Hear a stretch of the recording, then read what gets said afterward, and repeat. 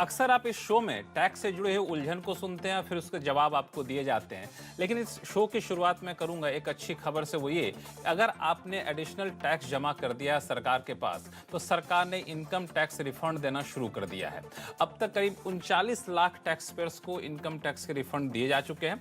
आप भी अपना अकाउंट देख लीजिए, अगर आपको अब तक रिफंड नहीं मिला है और अगर आप रिफंड के हकदार हैं तो आप हमें लिख भेजिए। टैक्स गुरु आपके रिफंड दिलाने के तरीका आपको बताएगा और रिफंड आपको दिलवाएगा भी। और सिर्फ इनकम टैक्स रिफंड ही नहीं, बल्कि ऐसी कोई भी उलझन आपके पास है टैक्स से जुड़ी हुई, तो आप हमें लिख भेजिए, हम इसका सवाल का जवाब देंगे। क्योंकि हर बार की तरह इस बार भी हम ऐसे ही सवाल लेकर के बैठे हैं।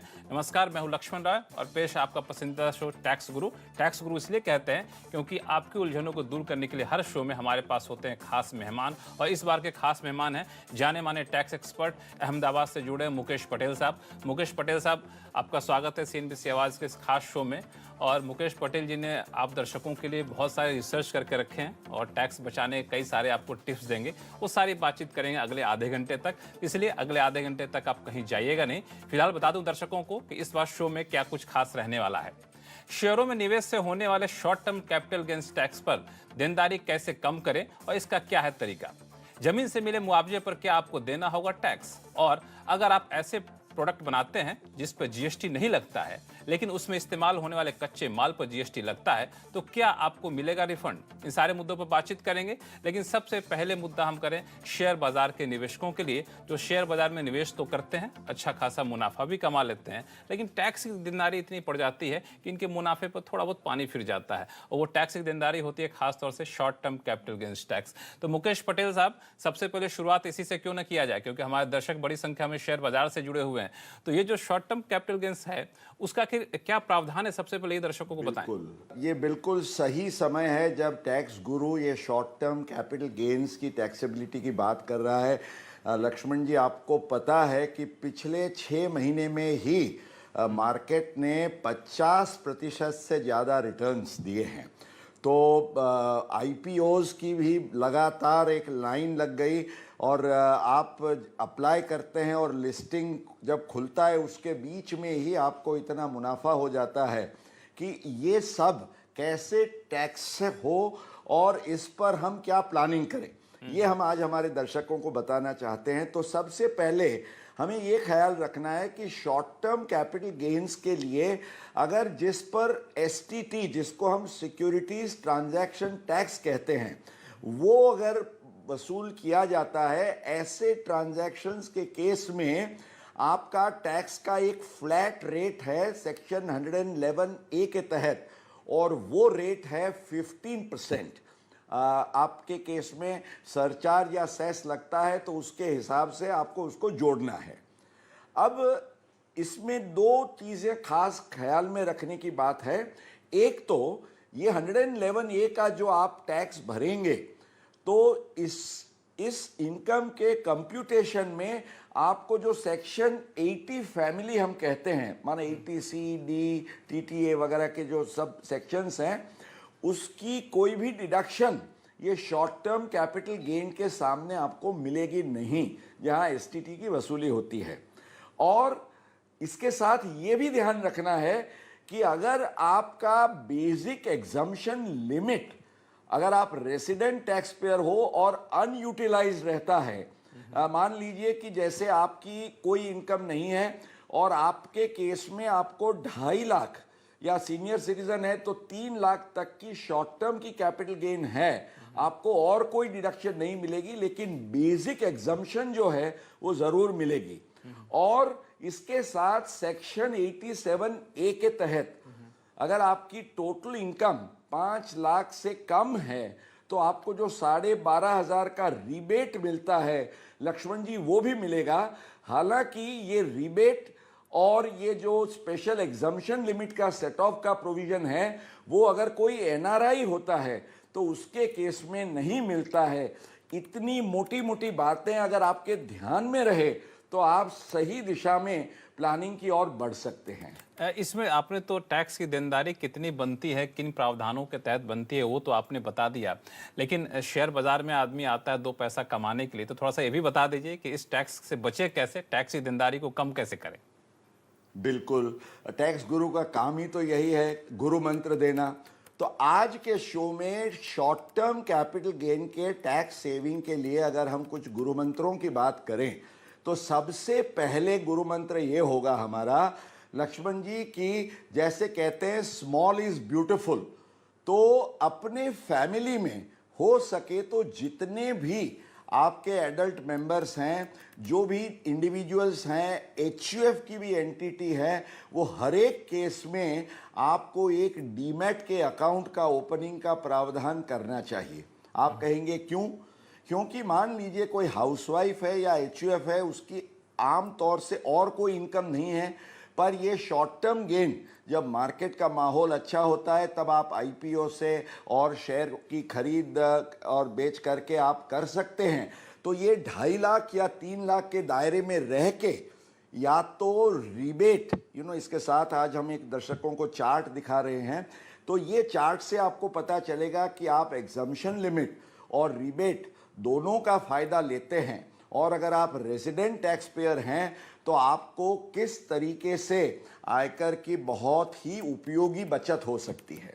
अब इसमें एक छोटी सी बात और भी है लक्ष्मण जी की, कई बार क्या होता है, पर्टिकुलरली जैसे मैंने बताया कि एनआरआई को ये बेसिक एग्जम्पशन लिमिट नहीं मिलती है, या तो कोई छोटा एचयूएफ जैसा केस है जिसके केस में आपको समझिए कि 15% का टैक्स देना है। अब 5 लाख से अगर आपकी आय कम है तो 2.5 से 5 लाख का आपका टैक्स रेट खाली 5% बनता है। अब कैपिटल गेन है तो उस पर 15% लगता है। तो यहाँ एक छुपा हुआ मोती ये है जो आप चुन सकते हैं कि ऐसा ज़रूरी नहीं है कि आप हर एक ट्रांजैक्शन मार्केट के एसटीटी रूट से करें। अगर आप ऑफ मार्केट का ट्रांजैक्शन करते हैं तो आपको 15% के टैक्स में या तो वो डिडक्शंस न मिले, वो प्रावधान की कोई सीमा लगती नहीं है। आप अपने तरीके से इवन 5% के ब्रैकेट में टैक्स भरते हुए फायदा ले सकते हैं। तो इसका भी ये एक हम बहुत ही अच्छा प्लानिंग और आयोजन कर सकते हैं। बिल्कुल, जिस मकसद से हमने इस पूरे मुद्दे को उठाया था, आपने पूरा वो मकसद पूरा कर दिया है, और आपने बताया कि आखिर कैसे टैक्स के दायरे में रहकर भी टैक्स को बचा सकते हैं। और ये जानना इसलिए भी जरूरी था क्योंकि मैं देख रहा था कि सेबी के जो आंकड़े आए हैं उसके मुताबिक पिछले साल के मुकाबले इस साल अब तक करीब 22% से ज्यादा नए इन्वेस्टर्स शेयर बाजार में जुड़े हैं, जिनकी संख्या करीब 50 लाख के आसपास है। उन लोगों के लिए तो वाकई बहुत काम की बात थी जो आपने बताया। चलो अब शुरू करते हैं सवाल जवाब का सिलसिला। सबसे पहले कॉलर हमारे साथ हैं दिल्ली से लाल सिंह साहब, जो फोन लाइन पर जुड़ गए हैं। लाल सिंह साहब बताएं क्या सवाल है आपके? सर मेरे फादर से रिलेटेड मेरा क्वेश्चन है। हाँ बताएं। सर ऐसा है, मेरे फादर को का एग्रीकल्चर लैंड था जो कि एक्वायर हो गया जेवर एयरपोर्ट में। तो उनको उसमें उनकी एग्रीकल्चर लैंड एक्वायर होने के उसमें उनको कंपनसेशन मिला था अराउंड 1 करोड़। तो सर उन्होंने जब वो मिला तो वो एफडी करा दिया।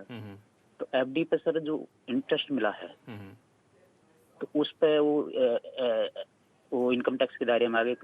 अराउंड 8.5 लाख के आसपास उनको एफडी पे इंटरेस्ट मिला, तो उस टैक्स करी। अभी क्या है, अब जब मैं आईटीआर फाइल करवाने के लिए गया उनके पास सीए के पास, तो सीए साहब कह रहे थे कि भाई कोई तो कह रहा था कि भाई ठीक है आपका सीधा सीधा फाइल हो जाएगा, कोई कह रहे थे नहीं इस पर कैपिटल गेन निकलेगा, क्योंकि जब से आपके फादर की ने जब ये परचेज की होगी लैंड उस समय से लेकर के आज तक का।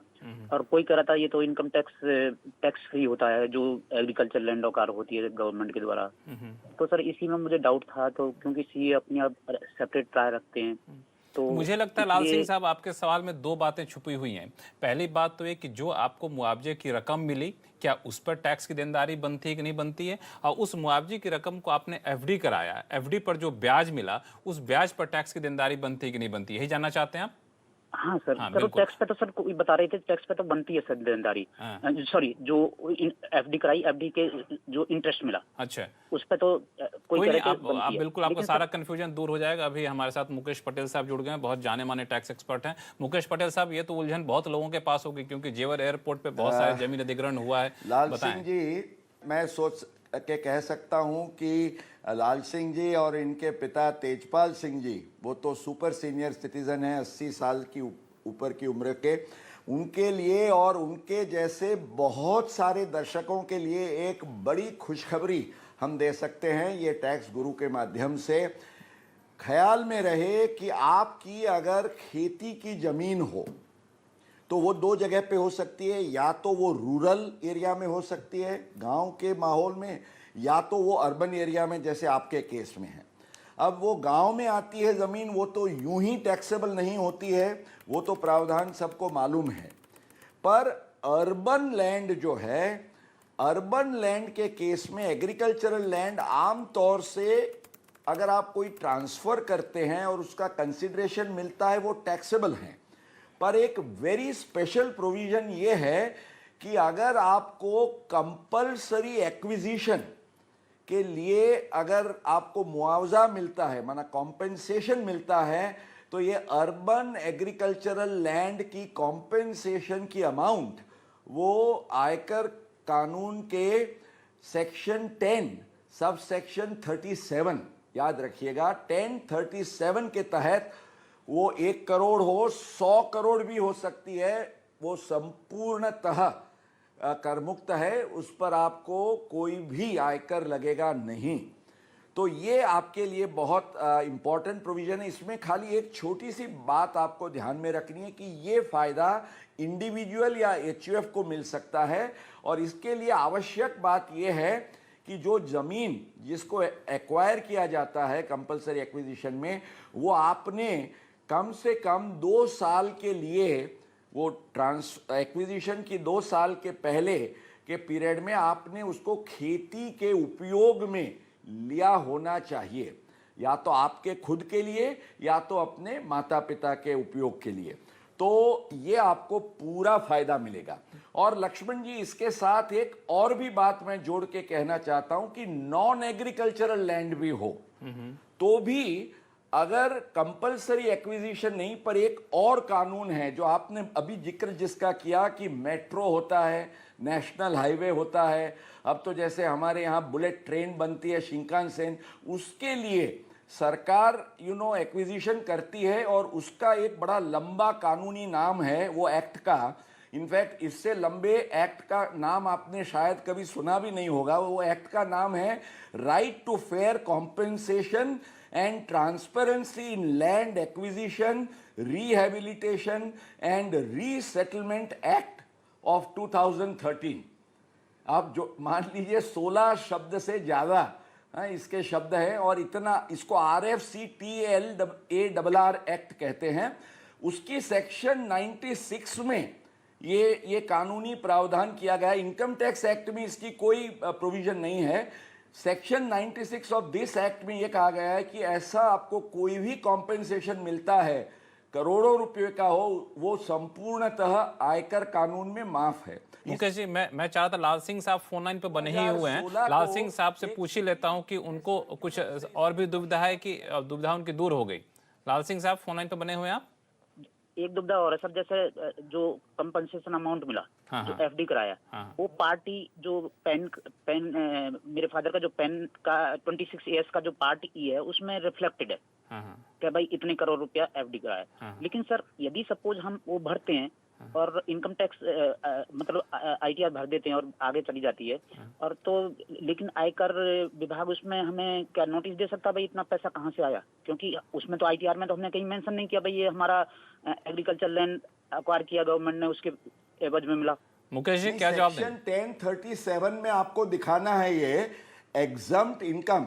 लक्ष्मण जी, एग्जम्प्ट इनकम का एक सेक्शन होता है हर एक आईटीआर में, तो आपको वो एग्जम्प्ट इनकम के सेक्शन में सेक्शन 10 सब सेक्शन 37 उसका जिक्र करते हुए ये दिखाना है कि 1 करोड़ रुपया मुझे उसके तहत मिला है, मैं क्लेम कर रहा हूं, बिल्कुल कानूनी है, आपको कोई भी तकलीफ या दुविधा होनी नहीं चाहिए। फिर भी कोई दुविधा हो अनिल लाल सिंह जी तो आप कृपया टैक्स ग्रुप को लिखिए, हम आपकी दुविधा को दूर करेंगे। और अगले कॉलर हमारे साथ हैं भुवनेश्वर से अनिल पात्रो साहब जुड़े हुए हैं फोन लाइन पर। अनिल जी पूछिए, आपकी क्या उलझन है? हाँ सर, ये मेरा क्वेश्चन वही दो सेम का टाइप है, लेकिन मेरा घर था एक्चुअली एक मंदिर के पास था, उसमें जमीन और रेसिडेंशियल बिल्डिंग था। तो मंदिर का इंफ्रास्ट्रक्चर के लिए वो म्युनिसिपल अथॉरिटीज ने मेरा घर को तोड़ दिया और कंपेंसेशन 3 टाइम्स दे दिया। वो क्या रेसिडेंशियल लैंड वही ये में आता है कि एग्जेम्प्ट में आता है या नहीं आता है? और एक दूसरा है कुछ मुझे हाउस रेंट भी मिला है 1-2 साल का। नहीं, तो इसमें हाउस रेंट हाँ, अलाउंस भी बोलिए। मिला है, वो भी टैक्सेबल है या नहीं है? अनिल जी, ये आप इसी लाल सिंह जी का आगे जो सवाल था वो अर्बन एग्रीकल्चरल लैंड का कंपलसरी एक्विजिशन था, इसलिए उसको 1037 में एग्जम्पशन है। आपकी अर्बन नॉन एग्रीकल्चरल लैंड का कंपलसरी एक्विजिशन है। मैंने जैसे आपको आगे बताया RFCTLRR में, अगर ये if it had been acquisition under that law तो आपको फायदा मिलता इवन अर्बन लैंड में, पर आपका ये वो कानून में नहीं आता है, इसलिए आपको कैपिटल गेन टैक्स लगेगा। आपको इंडेक्सेशन का फायदा लेते हुए लॉन्ग टर्म कैपिटल गेन्स की गिनती करनी होगी। और ये जो हाउस रेंट अलाउंस का कॉम्पेंसेशन दिया गया है वो भी actually it is part of the consideration जो आपको कॉम्पेंसेशन दिया गया है, तो इसको आप 20% के ब्रैकेट में ले सकते हैं। आपको इसको रेंटल इनकम, हाउस प्रॉपर्टी की इनकम दिखाने की कोई आवश्यकता नहीं है। चलिए, उम्मीद करते हैं कि अनिल जी के सवालों का जवाब मिल गया होगा। फिलहाल वक्त है छोटे से ब्रेक का। ब्रेक के बाद आपको बताएंगे 31 जनवरी 2021 को सेल्फ असेसमेंट टैक्स जमा करने की न समझें आखिरी डेडलाइन, देरी की तो चुकाना पड़ सकता है भारी ब्याज। आखिर कैसे, बताएंगे छोटे से ब्रेक के बाद। ब्रेक के बाद एक बार फिर से आपका स्वागत है। आप देख रहे हैं टैक्स ग्रुप। दरअसल कोरोना काल में टैक्स पेयर्स को राहत देते हुए एक बार फिर सेल्फ असेसमेंट टैक्स जमा करने की तारीख 30 नवंबर से बढ़ा करके सरकार ने अगले साल 31 जनवरी तक कर दी है। लेकिन इस पर ध्यान दीजिए कि ये जो मियाद बढ़ाई गई है वो सभी टैक्स पेयर्स पर लागू नहीं है। आखिर इसके पीछे क्या कैच छुपा हुआ है, बताएंगे मुकेश पटेल साहब। मुकेश पटेल साहब, बताइए, ये जानना बेहद ज़रूरी है। आपने कहा कि ये सभी पर लागू नहीं है, तो किस पर लागू नहीं है और कैसे बचें इससे? जी, अभी हमें ये ख्याल में रखना है कि एक्चुअली हमारे ओरिजिनल प्रोविजंस के तहत there are 2 return filing dates, एक 31 जुलाई जो ऑडिट के केस नहीं है और 30 नवंबर जो ऑडिट वाले केसेस हैं। अब ये जो 2 डेट्स हमारी है वो डेट्स के संदर्भ में 31 जुलाई वाला मान लीजिए कोई केस है और उसमें 1 लाख रुपए से किसी को ज़्यादा टैक्स देना है, ऐसे केस में अगर आप जनवरी में रिटर्न भरेंगे तो आपको अगस्त से लेके जनवरी तक का, और जनवरी में आप मान लीजिए 2 जनवरी को भी भरा, आप सोचेंगे कि मैं 2 दिन का इंटरेस्ट भरूंगा, ऐसा नहीं है। 1 दिन भी लेट हुआ तो पूरे महीने का मीटर चढ़ जाता है। तो ये दोस्तों आपको ख्याल में रखना है कि अगर 1 लाख रुपये से आपकी कम सेल्फ असेसमेंट की जिम्मेवारी है तो आप यू कैन टेक कंफर्ट कि भाई चलो हम जनवरी में भरेंगे तो चलेगा। पर प्रोविजनली भी मान लीजिए आपका अकाउंट अभी तैयार हो रहा है, आपको you are not sure, return भले आप जनवरी में भरें, पर अगर आप ये नवंबर में टैक्स भर देंगे तो उतने पीरियड का आपका इंटरेस्ट बचेगा।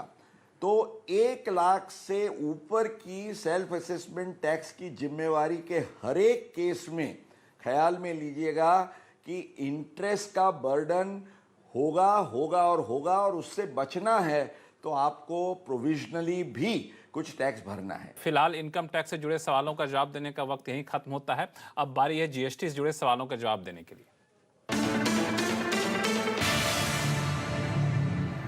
जीएसटी के मुद्दे पर सबसे पहला सवाल आया है आंध्र प्रदेश के विजयवाड़ा से। रामकृष्ण जी हमारे साथ फोन लाइन पर जुड़ गए हैं। रामकृष्ण जी, बताएं क्या पूछना चाहते हैं?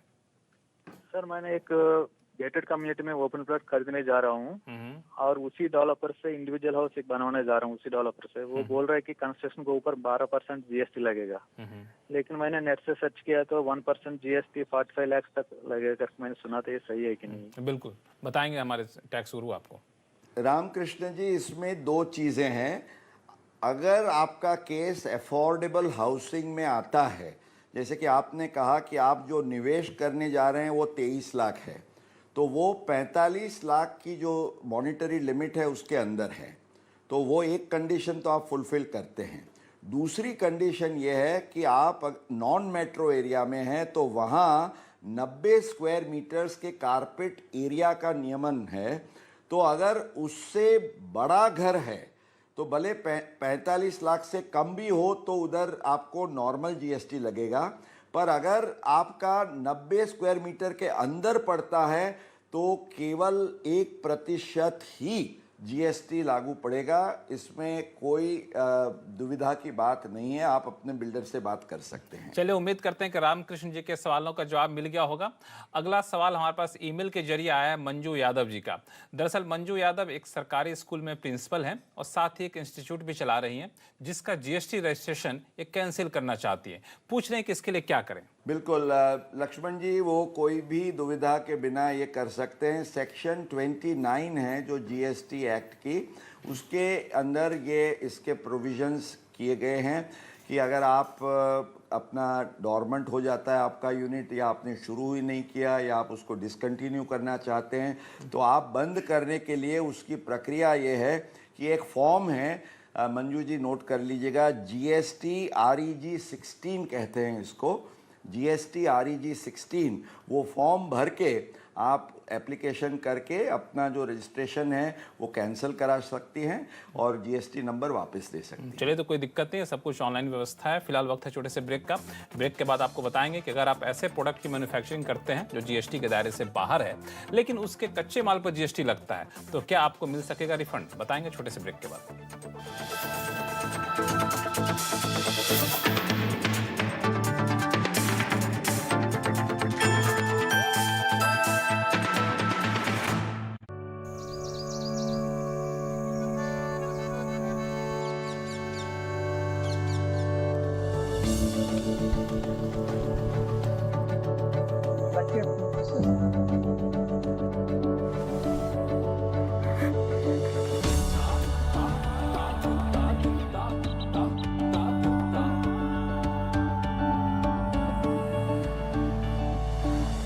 To Orissa, India's best kept secret. Markets today में आपका स्वागत है। मार्केट बंद होने के बाद हो जाए कल की कमाई के लिए तैयार। शानदार खरीदारी आपने दिन भर देखी, उम्मीद की जाती है कि ये तेजी आपको बढ़ती हुई दिखेगी। मार्केट हाइलाइट्स का फुल डोज कल के लिए बनाएं आज ही स्ट्रैटेजी और बेस्ट ट्रेडिंग आइडियाज। ये बहुत ही गर्म काउंटर है और शानदार आपको रुझान लॉन्ग साइड पर आता हुआ दिख रहा है। लक्ष्य 4500। कल की तैयारी करें आज मार्केट के सबसे भरोसेमंद चेहरों के साथ। देखिए मार्केट्स टुडे सिर्फ CNBC आवाज पर। Good feelings last a few months. Good acts, more than a lifetime. Be remembered for good. Seagram's 100 Pipers. True legend. एक आवाज जो कभी दबती नहीं। ये वो चैनल नहीं है जहां पे बीच बीच में बोल के शोर मचा के आप डिबेट करें। एक आवाज जो सामने लाती है असली मुद्दे। पिछले 70-80 सालों में कौन सी ऐसी किसानी की समस्या है जो दूर हुई है? कुछ नहीं सही हुआ। एक आवाज जो सिर्फ देश को रखे आगे। इकोनॉमी की जो तबीयत खराब है उसको तुरंत कैसे ठीक किया जाए, तत्काल इलाज चाहिए, तभी हम पटरी पे ला पाएंगे। बहस के शोर से अलग देश की सबसे असरदार बहस देखिए आवाज अड्डा सिर्फ CNBC आवाज पर।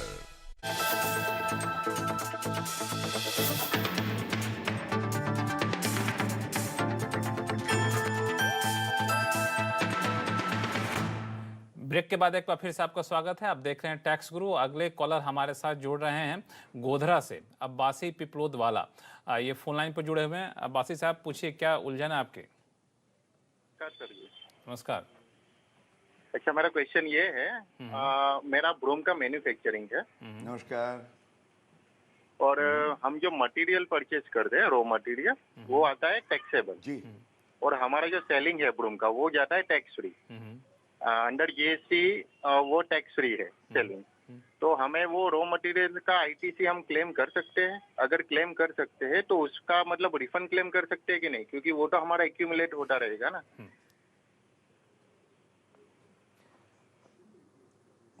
अब्बासी जी, अब ऐसा है कि जो बंदा GST की वसूली करके वो सरकार को GST चुकाता नहीं है, उसको भले वो अपने रॉ मटेरियल्स में GST का बर्डन वहन करता है, पर उसको फिर इनपुट टैक्स क्रेडिट का फ़ायदा नहीं मिलता है, इसलिए आपको रिफंड नहीं मिलेगा। कानून बहुत स्पष्ट है। अगर आप GST की वसूली करते हो तो वो वसूली की डिपॉजिट के सामने आप आपने जो कुछ अदा किया है उसका सेट ऑफ मिल सकता है, और वो भी नियम के आधार से। पर आपके केस में अनफॉर्चुनेटली अब्बासी जी कोई लाभ नहीं मिलेगा। हालांकि अब्बासी जी को लाभ नहीं मिलेगा मौजूदा कानून के हिसाब से, लेकिन मुकेश पटेल साहब, मैं तो आपसे ये कहूँगा, चूंकि आप सरकार को भी सलाह देते रहते हैं, सलाह दीजिए कि ऐसे मामले में जैसे बहुत ही आम रोजमर्रा की चीज़ें बनाई जाती हैं, झाड़ू कोई बना रहा है उसके कच्चे माल पर जीएसटी लग रहा है, ऐसे मामलों में तो सरकार कुछ रियायत जरूर दे, क्योंकि आपकी बात सरकार ज़्यादा मानती है, इसलिए मैं चाहूँगा आप सरकार को सुझाव दें और इसकी आवाज़ उठाए। बिल्कुल बिल्कुल। और सभी सवालों का जवाब देने के लिए मुकेश पटेल साहब आपका बहुत बहुत शुक्रिया। आप आवाज़ उठाएं। बिल्कुल, मैं भी आवाज़ उठाऊंगा, आप भी अपनी आवाज़ पहुंचाइए। और सभी सवालों का जवाब देने के लिए मुकेश पटेल साहब का बहुत बहुत शुक्रिया। आपके पास भी कोई सवाल है तो आप हमें लिख भेजिए tax@moneycontrol.com पर, और अपने सवाल के साथ अपना नाम और मोबाइल नंबर लिखना ना भूलें। नमस्कार।